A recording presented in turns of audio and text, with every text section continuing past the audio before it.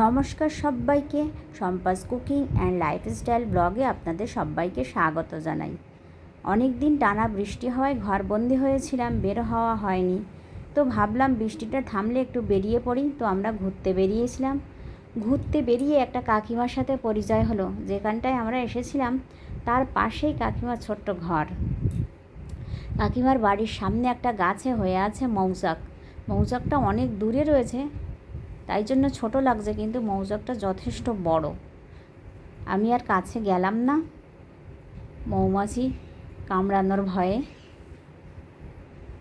আমরা এসেছিলাম কেওড়া গাছের জঙ্গল দেখতে। ভেবেছিলাম যদি কেওড়া পাড়তে পারি। তো কাকিমা বলল যে কিছুদিন আগে লোকজন এই কাছের কেওড়া গাছগুলো থেকে কেওড়া পেড়ে নিয়ে চলে গেছে। তো আমাদের আর পাড়া হলো না। তো অগত্যা কী করব, কেওড়া গাছ দেখি আর একটু ঘুরেই নিই। কাকিমার বাড়ির পাশে একটা মনসা গাছ আছে, সেখানে মনসা পুজো হয়, সবাই পুজো দিতেও আসে। এই মনসা গাছটা বহু বছরের, এখানে মনসা পুজো হয়। এখানে আরও এক রকমের মনসা গাছ আছে, মনসা সেজি, এটা একটু অন্য রকমের। কয়েকদিন টানা বৃষ্টি হওয়ায় রাস্তাটা কাদা হয়ে আছে। এখানে একটা পাখি বসেছিল, আমরা যাওয়াতে পাখিটা উড়ে চলে গেল। রাস্তাটা কাদা হওয়ায় হাঁটা যাচ্ছিল না, যেহেতু বৃষ্টি হওয়ায় রাস্তাটা খুব স্লিপ হয়ে আছে আর কাদা রাস্তা, তো সেজন্য হাঁটা যাচ্ছিল না। আমরা খুব সাবধানে আস্তে আস্তে করেই হেঁটে যাচ্ছিলাম।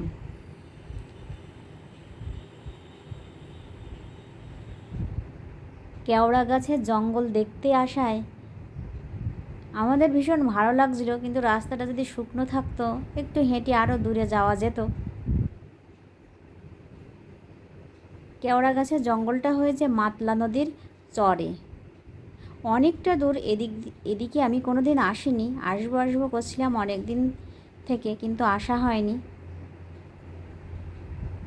অবশেষে কেওড়া গাছের জঙ্গল দেখতে এলাম। ভীষণই ভালো লাগছিল, কিন্তু আফসোস যে কেওড়া পাড়া হলো না। যাই হোক, কেওড়া গাছগুলো তো দেখা হলো। কেওড়া গাছগুলো বড় হয়ে যাওয়ায় দূরে মাতলা নদী আর দেখা যাচ্ছিল না।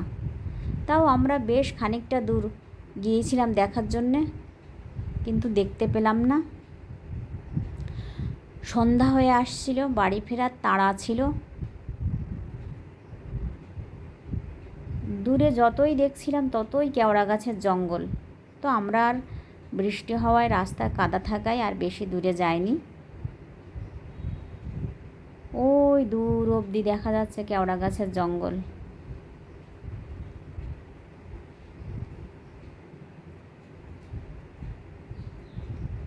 পাখিরা কিচিরমিচির করছিল, পাখিরা উড়ে সবাই যে যার বাসায় ফিরছে। আমরা আর দূরে না গিয়ে এবার বাড়ি ফেরার জন্য প্রস্তুত হলাম।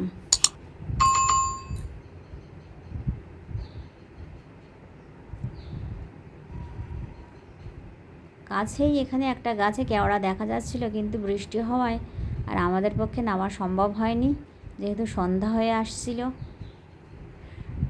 ভিডিওটা যদি আপনাদের ভালো লেগে থাকে অবশ্যই লাইক, কমেন্ট, শেয়ার করবেন। আমার চ্যানেলটিতে আপনারা যদি প্রথমবার ভিডিও দেখে থাকেন তো চ্যানেলটি অবশ্যই সাবস্ক্রাইব করবেন, পাশে যে বেল আইকন থাকে প্রেস করবেন। আর কেওড়া গাছের জঙ্গল আপনাদের কেমন লাগলো অবশ্যই কমেন্ট বক্সে জানাবেন। কেওড়া তো আমাদের পাড়া হলো না, কি আর করব। সবাইকে অনেক অনেক ধন্যবাদ। সবাই ভালো থাকবেন, সুস্থ থাকবেন।